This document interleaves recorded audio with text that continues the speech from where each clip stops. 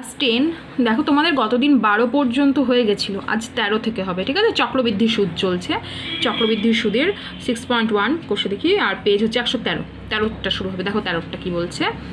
যদি বার্ষিক 10% হারে কিছু টাকার 3 বছরের চক্রবৃদ্ধি সুদ ও সরল সুদের অন্তর 930 টাকা হয়, তবে ওই টাকার পরিমাণ কত হিসাব করে লিখি। ঠিক আছে, তাহলে এটা বের করতে হবে। তাহলে টাকার পরিমাণ কি বলে দিয়েছে? না, বলেনি। দেখো 12 নম্বরের মতোই অঙ্কটা, এখানে 2 বছর বলেছিল, এখন 3 বছর। তাহলে 3 বছর দিয়ে হিসেব হবে। তাহলে আগে কিছু টাকার পরিমাণটা এক্স ধরে নেবো, তার 10% হারে 3 বছরের চক্রবৃদ্ধি সুদ কত হবে বার করব, আবার সরল সুদ কত হবে সেটাও বার করব, এবং শর্তানুসারে তাদের অন্তর হবে 930। আচ্ছা, চক্রবৃদ্ধি সুদ বেশি হয় না সরল সুদ বেশি হয়? চক্রবৃদ্ধি সুদ বেশি হয়, তাই তো? সরল সুদ কম হয়। আর কত বছরের চক্রবৃদ্ধি সুদ আর সরল সুদ একই হয়?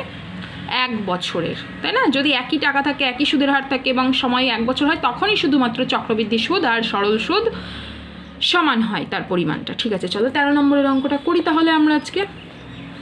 আচ্ছা, তাহলে কি লিখব? আমাদেরকে লিখতে হবে যে ধরি, আচ্ছা প্লেলিস্ট বানানো আছে, যাদের যাদের হয়নি তারা সঞ্চিতা দাস 10th ম্যাথ বলে যদি ইউটিউবে সার্চ করো, তাহলে তোমরা পেয়ে যাবে, এই প্লেলিস্ট পেয়ে যাবে, চ্যানেলও পেয়ে যাবে। প্লেলিস্টে গিয়ে পরপর করে নেবে। ঠিক আছে, আর ক্লাস 9, 10 তো হচ্ছেই, 7, 8 অঙ্ক চলছে, বিজ্ঞানও চলছে। আর আমি ক্লাস 10দের খুব তাড়াতাড়ি তোমাদের জীবন বিজ্ঞানটাও শুরু করব। বংশগতি 3 নম্বর চ্যাপ্টারটা, ওটা শুরু করব, বংশগতিটা। ঠিক আছে, তো একটু ফিজিক্স তো তোমাদের চলছেই, চলতরিৎটা তোমাদের চলছে, তো ঠিক আছে চলো দেখি। তো ধরি মোট টাকার পরিমাণ, বা ধরি আসল বা মূলধন, তাই না? ধরি আসল x টাকা হয়ে গেল। তাহলে কি লিখব? x টাকার বার্ষিক 10% সুদের হারে 3 বছরের চক্রবৃদ্ধি সুদ কত হবে? চক্রবৃদ্ধি সুদ বলা হয়েছে কিন্তু, তাহলে x × 1 + 10/100 হোল টু দি পাওয়ার 3। এটা কী বেরোলো গোটাটা? সময় চক্রবৃদ্ধি বেরোলো। আমাকে তো চক্রবৃদ্ধি সুদ জানতে চেয়েছে, তাহলে বিয়োগ x হলো। দেখো এখানে না একটা শূন্য কেটে দিলে কোনো সমস্যা হয় না, তাই না? তার জন্য এখানে কেটে দিলাম 1 + 1/10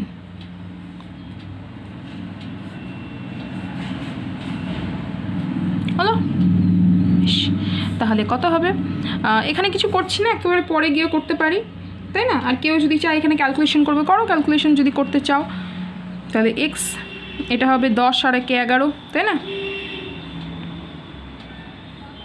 কেউ যদি 11 বলে লেখো তাও হবে। মোট কথা ভুল করো না, তাহলেই হবে। এবার এখান থেকে x কমন নাও দেখি। x কমন নিলে কি পড়ে থাকবে? 11³/10 এটাকে করে দিলাম -1। তাহলে x, আচ্ছা 11³ - 10³ হবে, ভগ্নাংশের যোগ বিয়োগ করলে, তাই না? মানে ক্যালকুলেশনটা এখানেই করতে পারি। আমরা দেখিয়েছি শর্তানুসারে ক্যালকুলেশন কীভাবে হয়, সেটাও দেখিয়েছি, এবার এখানেও দেখালাম কীভাবে হচ্ছে। সবগুলো শিখে রাখতে হবে। তোমাদের যেটা খুশি তোমরা সেটা করবে। তোমরা যদি চাও পরীক্ষা হলে একদম শর্তানুসারেতে গিয়ে ক্যালকুলেশন করবে, তাও করতে পারো। আমি যেমন একেবারে শর্তানুসারেতে গিয়ে পছন্দ করি, যার যেটা খুশি। যদি শর্তানুসারেতে গিয়ে মনে হয় অনেক বড় হয়ে যাচ্ছে, তো দরকার নেই, এখানে করে নেবে। আচ্ছা, এবার 11কে 11 দিয়ে, আচ্ছা 10³ মানে কি? 3টে শূন্য, তাই না? মানে 3টে 10 আছে। 11³ মানে কি? 11কে 11 দিয়ে গুণ করলে হয় 121, এটা জানি। তো এটাকে 11 দিয়ে গুণ করে দাও, 1 1 1 2 1 1 2 1 মানে 1 3 3 1 হয়। তো 1 3 3 1 বিয়োগ 1000, তাহলে কত হচ্ছে? x × 3 3 1/1000 মানে হচ্ছে এরকমই রেখে দাও। আর কি বের করব? x টাকার বার্ষিক 10% সুদের হারে 3 বছরের কি বের করব? সরল সুদ। সরল সুদ কত হচ্ছে সেটা বার করব। কত হবে? পি আর টি বাই 100, ঠিক আছে। আর কত? 10, সময় কত? 3 বছর, আর 10 তো 100 তো বসেই তো, কেটে গেল এখানে কিছু, তাহলে 3x/10 টাকা। এবারে শর্তানুসারে করতে পারি সুন্দর করে। কি করব শর্তানুসারে? আচ্ছা, সবসময় কোনটা বেশি হবে খেয়াল থাকে যেন এটা বেশি হয়।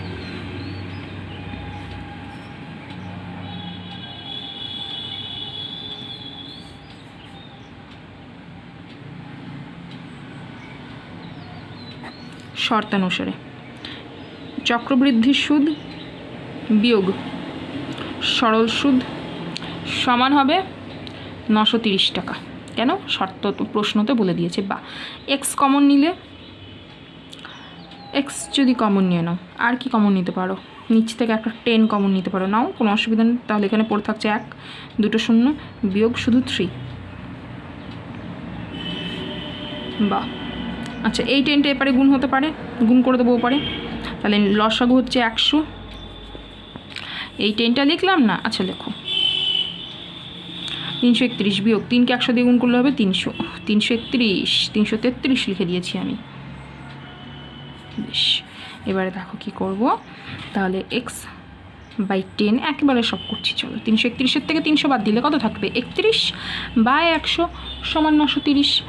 বা এক্স সমান 930 গুণিত 100/31 গুণিত উপরে 10, তাই না? এই 10টা কোথায় বসে গেল? উপরে, কিছু নেই নিচে।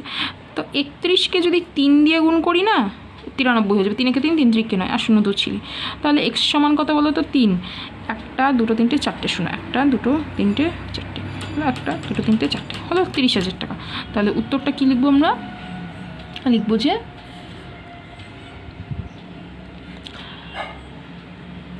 যদি, মানে পূর্ণ বাক্যে একদম প্রশ্নে যা বলেছে ওখান থেকে লিখতে পারো, আর না লিখতে পারো যে তবে ওই টাকার পরিমাণ হবে 30,000 টাকা। আর যদি সময় থাকে একটু পূর্ণ বাক্যে লিখে দেবে, সবসময় চেষ্টা করবে একটু পূর্ণ বাক্যে লেখার। হ্যাঁ, যদি বার্ষিক 10% হারে কিছু টাকার 3 বছরের চক্রবৃদ্ধি সুদ ও সরল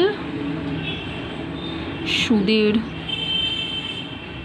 অন্তর 930 টাকা হয়, তবে ওই টাকার পরিমাণ কত? 30,000 টাকা। হলো, হবে 30,000 টাকা হবে। হয়ে গেল অঙ্কটা, 13টা। খুব সোজা অঙ্ক, ঠিক আছে। বেশ, এবারে আমরা করব পরেরটা। পরেরটা কি আছে? পরের অঙ্কটা কি আছে? বেশ, আমাদের পরে হবে 14টা, তাই না? এবারে আমরা করব 14। দেখো 14টা একটু পড়ে নিই কি বলছে। বার্ষিক চক্রবৃদ্ধি সুদের হার যদি প্রথম বছর 7% এবং দ্বিতীয় বছর 8% হয়, তবে 6,000 টাকার 2 বছরের চক্রবৃদ্ধি সুদ হিসাব করে লিখি। সেই একটা সূত্র বলেছিলাম না, প্রথম বছর 1%, দ্বিতীয় বছর 2%। এভাবে যদি সুদের হার যদি পরিবর্তন হতে থাকে, দেখো সুদের হার কী হয়েছে? পরিবর্তন হয়েছে না? সুদের হারগুলো যদি পরিবর্তিত হতে থাকে, তখন সূত্রটাকে হবে P × 1 + R1/100 × 1 + R2/100। যদি কেউ এটা না করতে চায়, তাহলে কী করবে? প্রথম বছরের জন্য 7% দিয়ে 1 বছরের জন্য চক্রবৃদ্ধি সুদ বার করবে, মানে সমূল চক্রবৃদ্ধি বার করবে। দ্বিতীয় বছরে সেই টাকাটা হবে, সমূল চক্রবৃদ্ধি টাকাটাই হয়ে যাবে দ্বিতীয় বছরের আসল, এবং সেই টাকাটা দিয়ে দ্বিতীয় বছর মানে কি, আবার 1 বছরের জন্য 8% রেট অফ ইন্টারেস্টে সমূল চক্রবৃদ্ধি কত হবে বের করব। বের করবার পর কী করতে হবে? আসল বাদ দিতে হবে। আসল কত ছিল? 6,000 টাকা বাদ দিয়ে দিতে হবে, তাহলেই পাবো। ওটা একটু লেন্দি প্রসেস, তার জন্য আমরা সূত্রর সাহায্যে অঙ্কগুলো করব, ঠিক আছে। তো দেখো সূত্রগুলো কি বলছে। তো 14 নম্বরের অঙ্কটা আমরা কী করবো? একেবারে সুন্দরভাবে সূত্র দিয়ে করে দেবো। তাহলে কি লিখব? বার্ষিক চক্রবৃদ্ধি সুদের হার যদি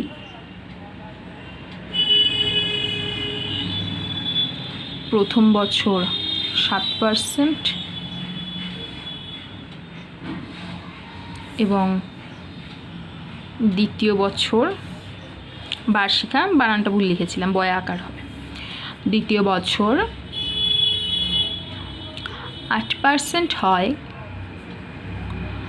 তবে 6,000 টাকার 2 বছরের চক্রবৃদ্ধি সুদ, চক্রবৃদ্ধি সুদ নয়, আগে বের করি 2 বছরের সমূল চক্রবৃদ্ধি। হ্যাঁ, সমূল চক্রবৃদ্ধি হবে, কত হবে আমরা জানি, P × 1 প্লাস প্রথমেরটা কত বলো, 7/100 গুণিত তারপরে 1 প্লাস 8/100, এই টাকাটা হয়, আমরা সূত্র জানি তাই না, তার জন্য। তাহলে এটা কত হয়ে যাবে বলো তো, 100 যোগ 7 মানে গুণিত যদি দিই 107/100 হয়ে যাবে তাই না, গুণিত। এটা কত হয়ে যাবে যোগ করলে, 108/100। এবারে দেখো তো কোনো শূন্য কাটবে কি না, অবশ্যই একটা শূন্য একটা শূন্য, এই শূন্যটা আর এই শূন্যটা এটা, তাহলে নিচে একটা 10 থাকছে।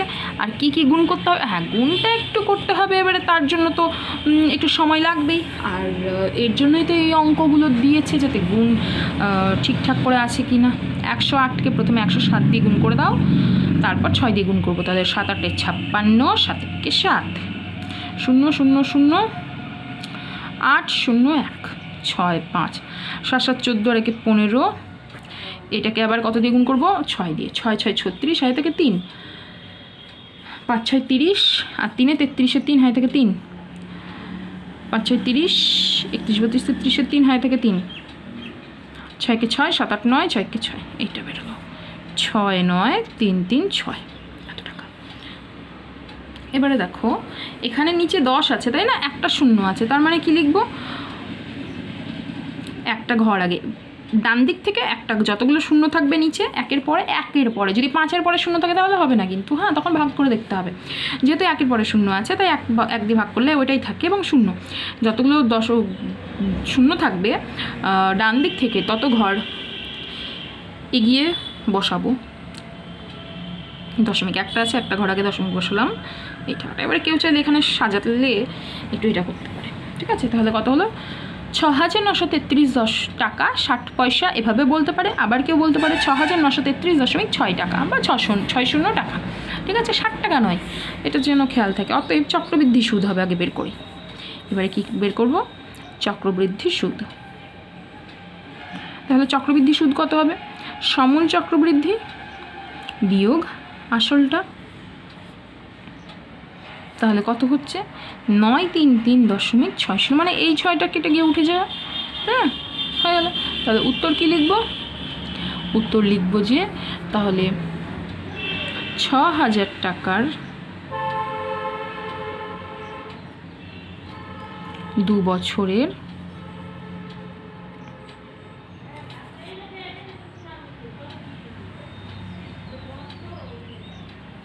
চক্রবৃদ্ধি সুদ 933.60 টাকা, বেশ হয়ে গেল। এরপরে আমরা করবো 15 নম্বরের অঙ্কটা, ঠিক আছে, সোজা না কত, সব মন দিয়ে করো সবাই, কোনো কঠিন না। এবারে দেখো আমরা 15 নম্বরটা করব।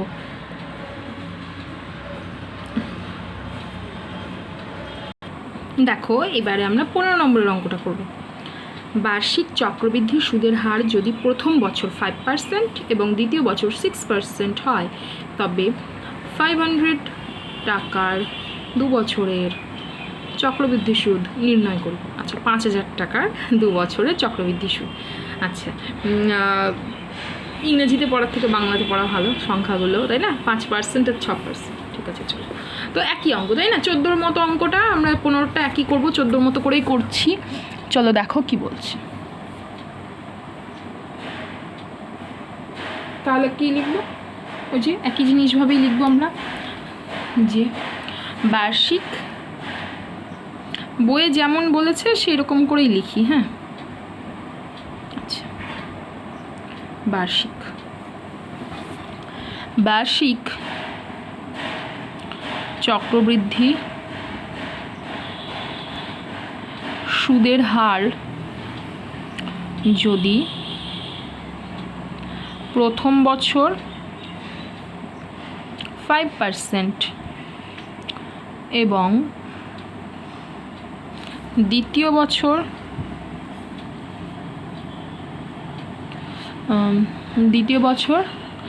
6% হয় তবে 5,000 টাকার 2 বছরের কি বের করবো এখানে সমূল চক্রবৃদ্ধি। আচ্ছা, সমূল চক্রবৃদ্ধি হবে। হ্যাঁ, সমূল চক্রবৃদ্ধি হবে। কত সমূল চক্রবৃদ্ধি কত হয়?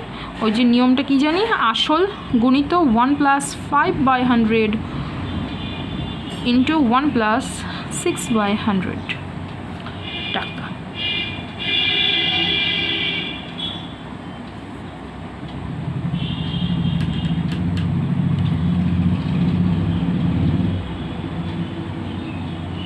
ইন্টু 100 যোগ 5 করলে কত হবে এখানে 105/100, আর এটা যোগ করলে কত হয়ে যাবে 106, তাই না? কি করে হলো? ওই যে শর্তানুসার, এটা মানে এই শর্তানুসার বলছি, সরি, ভগ্নাংশের যোগ বিয়োগ 100 যোগ 6 ভগ্নাংশের যোগ বিয়োগ, তাই না? এগুলো তো আমরা অনেক করেছি, করে করে তো এখন অভ্যস্ত আমরা সবাই। তো ঠিক আছে, চলো দেখো কী লিখবো তাহলে। 1 0 1 0, আবার 1 0 1 0, এবার 1 0 1 0 কাটলাম। এবারে না আরও কাটবে। দেখো 5 দিয়ে যদি এগুলোকে কেটে দিই না, তাহলে মোটামুটি আর কিছু থাকছে না। কেন? দেখো 5 1 5, 5 2 10, 2 1 2, 5 2 10, 3 2 6। তার মানে এখানে দেখো নিচে কিছু থাকছে না বলে কাটলাম। যদি থাকে তাহলে কাটা যাবে না। হ্যাঁ, কাটবে না, খাটনি হবে। তাহলে রাফে কী করবো, 105কে যদি 53 দিয়ে গুণ করে দিই তাহলেই হয়ে যাবে। 3 5 15, 3 1 3, 5 5 25, 5 1 5, কত হলো 5, 5 1 6, 3 4 5 5 হলো। তাহলে কত বেরোলো 5 5 6 5 টাকা। এটা কি বেরোলো বলো তো? সমূল চক্রবৃদ্ধি মানে সুদ আসল। ব্যাংকে যদি ওই টাকাটা রাখা হয় প্রথম 5,000 টাকা, এবং প্রথম বছর যদি 5% হারে সুদ দেয় এবং দ্বিতীয় বছর যদি 6% হারে সুদ দেয়, তাহলে 2 বছর পর আমি ব্যাংকে গিয়ে আমার খাতায় কত টাকা দেখতে পাবো? 5,565 টাকা দেখতে পাবো। তাহলে এবারে অতএব চক্রবৃদ্ধির সুদটা বার করা হোক।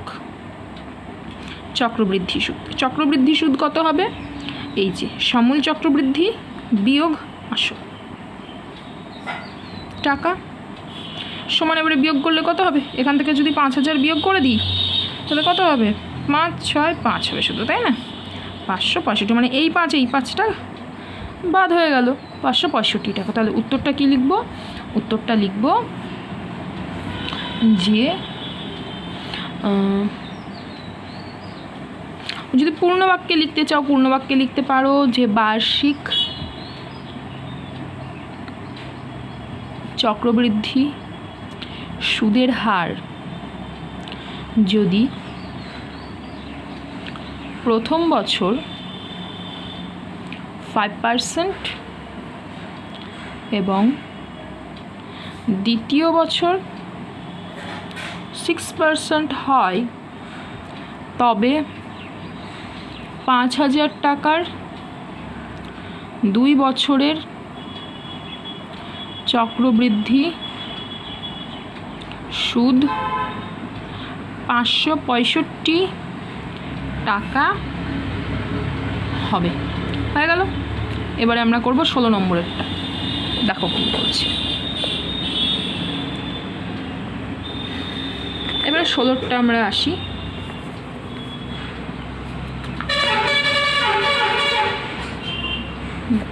এ দেখো 16 কি বলছে, কোনো নির্দিষ্ট পরিমাণ মূলধনের, এখানেও মূলধন বলেনি, 1 বছরের সরল সুদ 50 টাকা।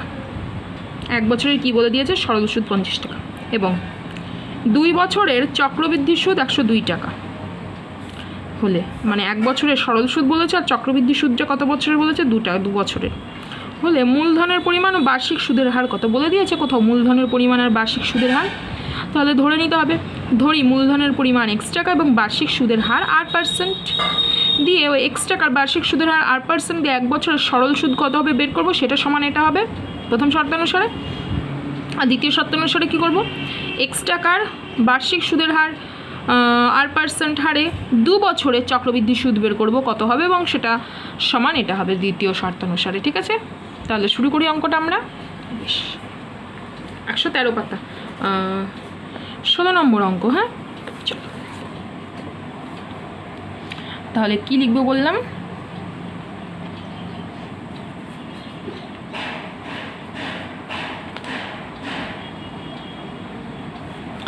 যে ধরি মূলধনের পরিমাণ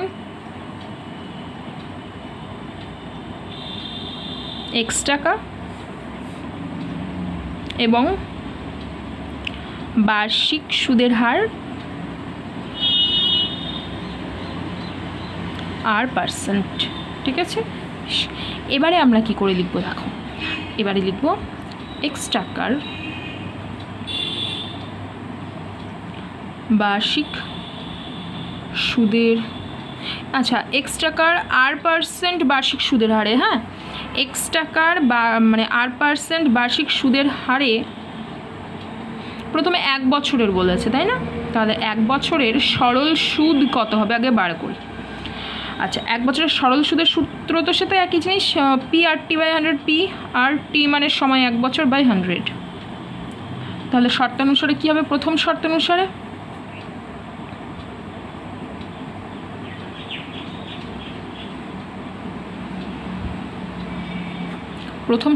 কী হবে, x into r into 1/100 equal to সরল সুদের পরিমাণ কত, 50 টাকা, বা এটা গুণ করে কত হবে, এক্স আর ইকুয়াল টু হয়ে যাবে 50 ইন্টু 100,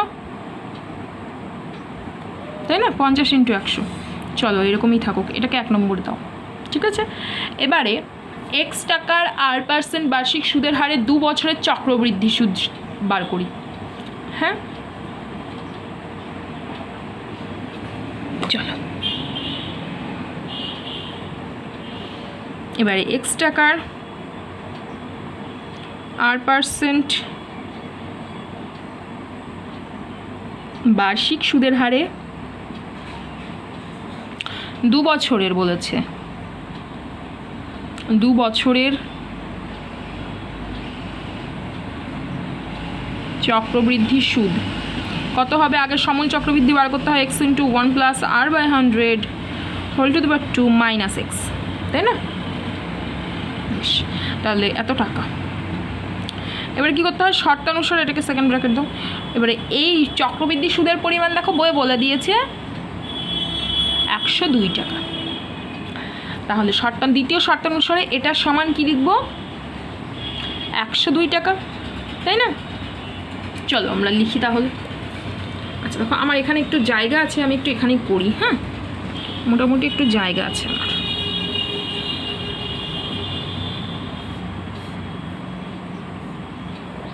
এখানটা একটু করতে থাকি। হ্যাঁ, এখানে, এরপরে আমি এখানে করছি, তোমরা তো পরের পাতায় যাবে। তাহলে দ্বিতীয়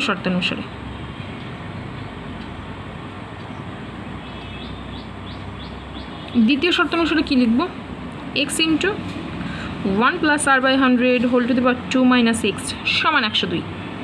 এবার কেউ ব্র্যাকেট চালিয়ে দিতে পারে, না দিলে অসুবিধা নেই, এখানে তো কোনো একক নেই। তাহলে এক্স কমন নাও, এক্স কমন নিলে কি পড়ে থাকবে, আচ্ছা এইটুকু কত হবে বলো তো, এইটুকু হবে 100 যোগ আর, হ্যাঁ উপরে হবে 100 যোগ আর, নিচে 100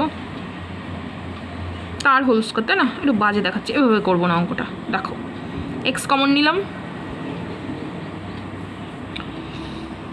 এবারে তাহলে পড়ে থাকছে কি 1 plus r by 100 whole to the power 2 minus 1 equal to 102। কেন, এখানে এক্স কমন নিয়েছি। এবারে এই যে এইটুকুর হোল স্কোয়ারের সূত্র মানে কি, A square plus 2ab plus B square করে ভাঙবো। তাহলে A square plus 2ab plus B square, আর -1 তো ছিলই, বোঝা গেল ব্যাপারটা? মানে এটুকুকে আমি ধরছি কি a plus B whole square করে, তাহলে a square plus 2ab plus B square করলে কি তাড়াতাড়ি হবে। হ্যাঁ দেখো এটা মানে কি, এটা মানে তো 1 তাই না, এটা মানে 1, এটা মানে 1, তাহলে এই 1 কেটে যাবে না, বিয়োগ হয়ে গেল। বোঝা গেল? তাহলে কি পড়ে থাকলো বলো তো? দেখো এইটা আর এইটা কেটে যাবে কেন, 1 1। এবারে দেখো 2 × 1 তো আর লিখছি না, তাহলে কি লিখবো, 2 × r/100 লিখলাম এখানে। আর এখানে r/100 মানে কি, কটা r/100, দুটো। এবারে দেখো কিছু কমন যায়, r/100 একটা কমন যায় না, কমন নিয়ে নিলাম। কমন নিলাম, তাহলে কি পড়ে থাকছে, 2 প্লাস একটা r/100 ভেতরে পড়ে থাকছে। তাহলে এখানে কি হচ্ছে, xr/100, xr হচ্ছে না, xr/100,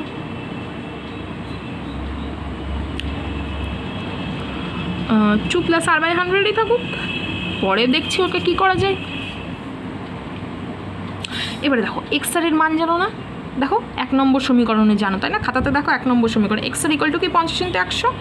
তাহলে xr এর জায়গায় কি বসাবো, 50 × 100 বসিয়ে দিলাম, আর নিচে তো একটা 100, এই 100টা বসলো। 2 প্লাস r/100 = 102। এখানে কি লিখবো, 1 নং সমীকরণ থেকে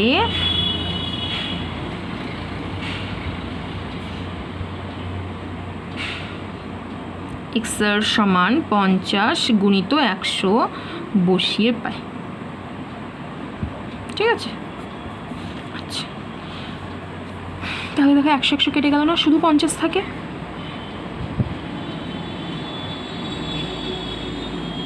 এদিকে যেমন আছে তেমনই থাকুক, চলো কাজ করি, দেখি কি হয়।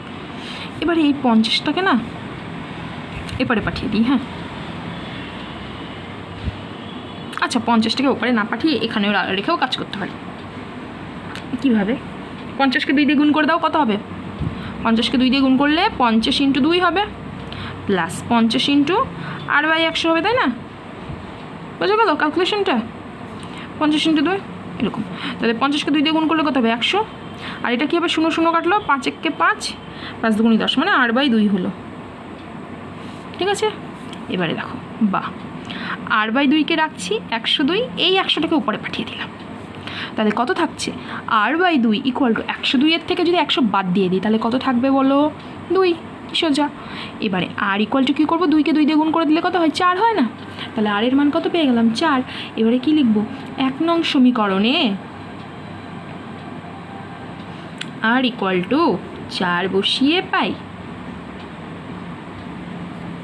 1 নং সমীকরণে r = 4 বসিয়ে পাই, তাহলে বসাই। তাহলে কি ছিল বলো তো, xr = 50 × 100 ছিল। তাহলে কি লিখবো, x × 4 সমান 50 × 100, তাই না? পরের লাইন কি লিখবো, বা x সমান 50 × 100 তো ছিলই, 4টে এখানে ছিল। এবারে কাটাকুটি করবো, 4 × 1 = 4, 4 × 25 = 100। তাহলে কত পেলাম, 5 আর মানে 50 আর 25 তো 5 × 25 = 125 হয়, আর একটা 0 বসিয়ে দিলাম, তাহলে 1250 হয়ে গেল। তাহলে হয়ে গেল না উত্তরটা। আসল এক্সটা কি ধরেছিলাম, আসল, আর আরটা কি ধরেছিলাম বলো তো,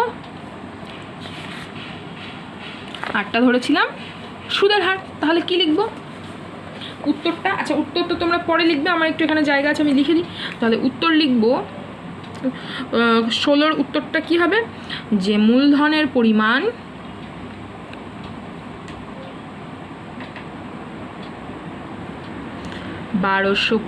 টাকা, মানে 1250 টাকা, এবং বার্ষিক সুদের হার 4, আর তাই না 4%।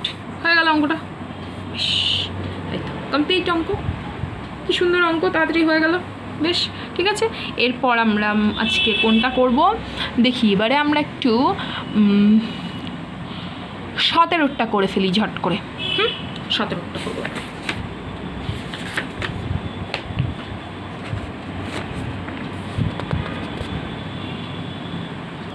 দেখো 17টা কি বলছে, কোনো মূলধনের 2 বছরের সুদ ও চক্রবৃদ্ধি সুদ যথাক্রমে 8,400 টাকা এবং 8,652 টাকা হলে মূলধন ও বার্ষিক সুদের হার হিসাব করে লিখি। ঠিক আছে, তো কি করে লিখবো দেখো, অঙ্কগুলো কঠিন নয়, এক্স ধরে করলে খুব বেশি তাড়াতাড়ি হয়ে যায়, মানে তাড়াতাড়ি নয়, ঠিক একটু সময় লাগে। অনেকে আবার পাটিগণিত নিয়মেও করে, তো আমি এক্স ধরে করাটা পছন্দ করি। আশা করি তোমাদেরও খুব একটা অপছন্দ তো হচ্ছে না, আশা করি সবাই মোটামুটি করতে পারছো। আচ্ছা, তো ভালো করে পড়াশোনা করো। হ্যাঁ, এক্স ধরে করলে কি হয়, হ্যাঁ ক্যালকুলেশনটা তাকে ভালো জানতে হবে, অবশ্যই জানতে হবে। অঙ্ক করবো তো আমরা ক্যালকুলেশন জানবো না, এটা তো হতে পারে না। তো তার জন্য এক্স ধরেই করছি আমরা। হ্যাঁ, আর কেউ যদি যদি দেখো কেউ কোথাও তোমরা পাটিগণিতের সূত্রতে অঙ্কগুলো করছো, সেটা করতে পারো, কোনো অসুবিধা নেই, যেটা সুবিধা হবে তোমাদের, যেখানে যেটা সুবিধা মনে হবে। হ্যাঁ, অঙ্কর প্রসেসটা অবশ্যই, মানে অঙ্কটা ঠিক হওয়া চাই, যুক্তিগুলো যেন ঠিক থাকা চাই, তাহলে অঙ্কটা হবে। তো তোমরা যেটা পারবে, যেখানে পারবে সেটা সেইগুলোই করতে পারো, কোনো অসুবিধা নেই। হ্যাঁ, আমার এক্স ধরে করে অভ্যস্ত, আমি তো এক্স ধরে করতে বেশি পছন্দ আমার, তো এক্স ধরে করবো। চলো তাহলে কোনো মূলধন ও বার্ষিক সুদের হার একই হিসেব করে করতে হবে। এখানে আগে বলেছিল প্রথমে 1 বছর আর 2 বছর, এখানে দুটোই 2 বছর বলেছে, তাহলে 2 বছরের সরল সুদও বার করবো, চক্রবৃদ্ধি সুদও বার করবো। সুদ বলেছে, দেখো 2 বছরের সুদ মানে শুধু সুদ বলেছে, তার মানে এটা কি সুদ, সরল সুদ। চক্রবৃদ্ধি সুদ, তার মানে এটা চক্রবৃদ্ধি সুদ। ঠিক আছে, এগুলো একটু খেয়াল রাখবে, তাহলেই হবে। চলো করতে থাকি। তাহলে 17টা কি লিখবো, ধরি মূলধন x টাকা এবং বার্ষিক সুদের হার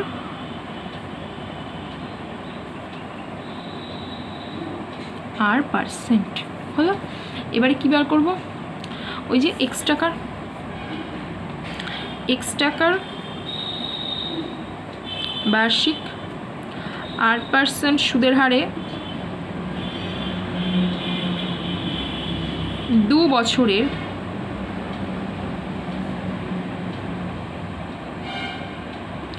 বছরের সরল সুদ কত হবে, PRT/100 এত টাকা। এবারে কেউ চাইলে এখানে কাটাকুটি করতে পারে, আর না হলে এরকমই রাখতে পারে। তার মানে কি হলো, 2XR লিখতে পারি, 2XR/100 এত টাকা। এবারে প্রথম শর্তানুসারে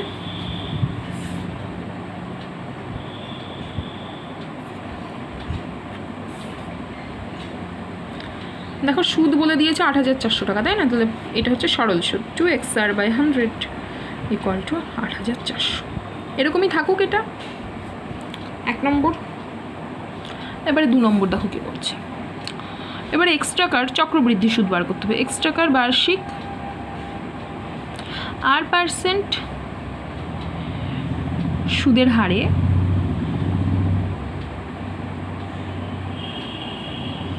2 বছরের চক্রবৃদ্ধি সুদ, এটা কত হবে, চক্রবৃদ্ধি বলেছে মানে সময় চক্রবৃদ্ধি, এটা যেটা বের করছি এটা তাকে সময় চক্রবৃদ্ধি হয়। এবার এখান থেকে একটা x বাদ দেয়, এই টাকা।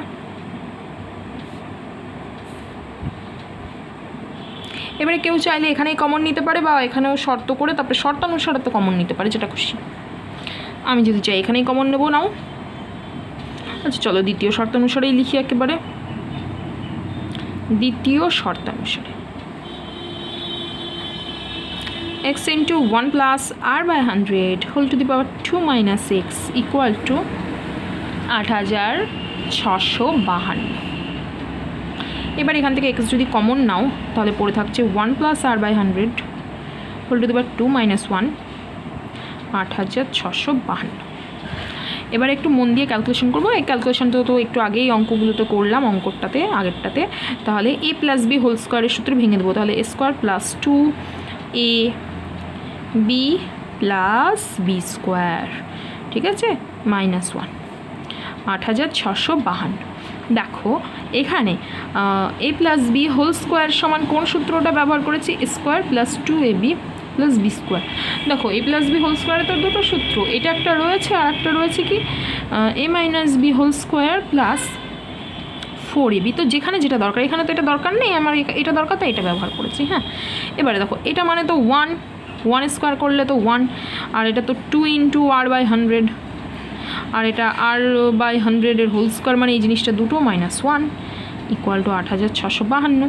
এবারে দেখো এই 1 কেটে যাবে, তাহলে এবারে আমরা কি করতে পারি অঙ্কটা, এক্স ইন্টু একটা r/100 কমন যাবে, তাই না? r/100 একটা কমন যাবে, কমন গেলে কি পড়ে থাকে বলো তো? পড়ে থাকবে যে এখানে একটা 2 পড়ে থাকবে আর এখানে একটা r/100 পড়ে থাকবে, ইকুয়াল টু 8652 হয়েছে। বেশ, এবার এখানে একটা কাজ করতে পারো, সেটা হচ্ছে xr/100 আছে, তাই না? xr/100 এখানেও দেখো কি আছে, xr/100 হচ্ছে না? এটা মানে কি xr/100 2 প্লাস r/100 সমান 8652। তাহলে এখানে 2টা এক্সট্রা আছে এই 1 নম্বর সমীকরণে, তাহলে এখানে একটু ফাঁকা দিয়ে রাখবে, এটা একটু চালাকি। হ্যাঁ, কি সেটা না, ঠিক ব্যাপারটা তাও নয়, মানে xr/100 লিখলাম, এটার সমান 8400 বা এই দুইটা তো লাগবে না, এখানে দিয়ে দিলাম, এখানে 1 নম্বর না দিয়ে আমরা এখানে 1 নম্বর দিলাম, ঠিক আছে? এইটা করতে পারি। তাহলে xr/100 সমান, তাহলে এখানে কি লিখব, xr/100 সমান 8400/2 বসিয়ে পাই। এটা কত নম্বর সমীকরণ থেকে?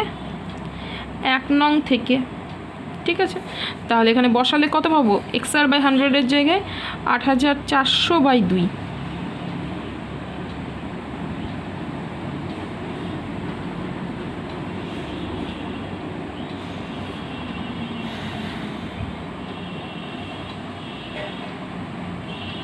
এবারে দেখো যদি কাটাকুটি করি, 8400/2 গুণিত 2 যোগ 8400/2 গুণিত r/100 সমান 8652। এবারে দেখো এই 2 কেটে গেল, তাহলে কী পড়ে থাকলো এখানে 8400 যোগ এখানে একটা শূন্য 2 1 কে 2, 4 2 8, 2 2 4, তাহলে 42r সমান 8652। এবারে 42rকে রাখলাম, 8652 থেকে 8400 বাদ দিয়ে দিলাম, তাহলে কি পড়ে থাকবে, বিয়োগ করো 8652 থেকে 8400 বিয়োগ করে দাও, দেখো কত থাকে, 2 5, 4 থেকে 4 গেলে 2, তাহলে 252 থাকছে। তাহলে আর সমান আমরা লিখতে পারি 252/42। তো 2 দিয়ে যাবে মনে হচ্ছে, 2 2 4, 2 1 কে 2, 2 1 কে 2, 2 2 4, 6 2 12, 3 দিয়ে যাবে, 3 7 21, 3 4 12, 3 2 6, 7 1 7, 6 7 42, তার মানে আর এর মান পেলাম 6। তাহলে এবারে লিখি 1 নং সমীকরণে, 1 নং সমীকরণে r = 6 বসিয়ে পাই। তাহলে কি করে করব, দেখো 1 নং সমীকরণটা কি ছিল, xr/100 = 8400/2। তাহলে এখানে আর এর জায়গায় কি বসাবো, x গুণিত 6/100 সমান 8400/2। পরের লাইনটা কি করব, দেখো আমি পরের লাইনটা একটু এখানেই করে দিচ্ছি, পাশে আমার জায়গা আছে একটু এখানটায়, তো এখানে করছি। দেখো এইখানে একটু করে দিচ্ছি যে বা x সমান 8400/2 তো ছিলই, এবারে 6/100টা উপরে গিয়ে 6 আর নিচে 100 হবে। এবারে দেখো 2 দিয়ে যদি কাটি, 4 2 8, 2 2 4, দুটো শূন্য, 6 1 কে 6, 6 7 42। তাহলে x = কি লিখতে পারি, 7-এর পরে 4টে শূন্য, তাই না, 1 2 3 4, তাহলে একক দশক শতক 70,000 টাকা। তাহলে উত্তর কি লিখবো, মূলধনের পরিমাণ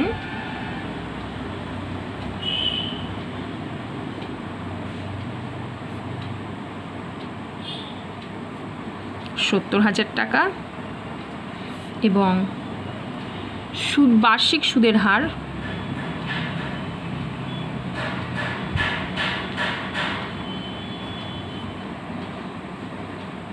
আর এর মান 6 বেরিয়েছিল 6%। ঠিক আছে, বেশ, আজকে এইটুকু পর্যন্ত থাকলো। তোমাদের নেক্সট দিন আমি শুরু করব, আজকে কত দূর পর্যন্ত করলাম, 17 পর্যন্ত করলাম। নেক্সট দিন আমরা 18 থেকে শুরু করব, 18 19 20, আর বেশি অঙ্ক নেই। এগুলো চেষ্টা করো, তারপর না হলে আমি তো বলবোই, ঠিক আছে, একটু চেষ্টা করো, একটু করার চেষ্টা করো। দেখো 20টা পারবে 20, 21, 22, 23, 24, 25 মোটামুটি এগুলো পারবে। 18, 19টা একটু অসুবিধা হতে পারে, অসুবিধা হবে না, দেখো 3 মাস 6 মাসে অন্তর দেয় হিসেবটা বলে দিয়েছে, এগুলো পারবো করতে আমরা, তাই না? ঠিক আছে, আজকে এটুকুই থাকলো। ভালো করে পড়াশোনা করো, মন দিয়ে পড়াশোনা করো, প্র্যাকটিস করলে কোনো কিছুই কঠিন নয়। নিজেকে যত পরিশ্রমী বানাতে পারবে, এখন নিজেকে যতটা খাটাতে পারবে, ভবিষ্যতে ততই ভয় কম পাবে, ঠিক আছে? যে কোনো জিনিস থেকে যে ভয় পাওয়া এটা কমে যাবে, সাহস পাবে, খুব সাহসী হবে নিজেরা, ঠিক আছে? বেশ এইটুকু পর্যন্ত থাকলেও ভালো করে প্র্যাকটিস করে নাও, এমন করে প্র্যাকটিস করো যে পরীক্ষার হলে দেখলেই যেন অঙ্কগুলো করতে পারি। হ্যাঁ, ক্যালকুলেশনটা একটু মন দিয়ে করবে, তাহলেই হবে, যোগ বিয়োগ গুণ ভাগগুলো, ঠিক আছে? বেশ ঠিক আছে তাহলে।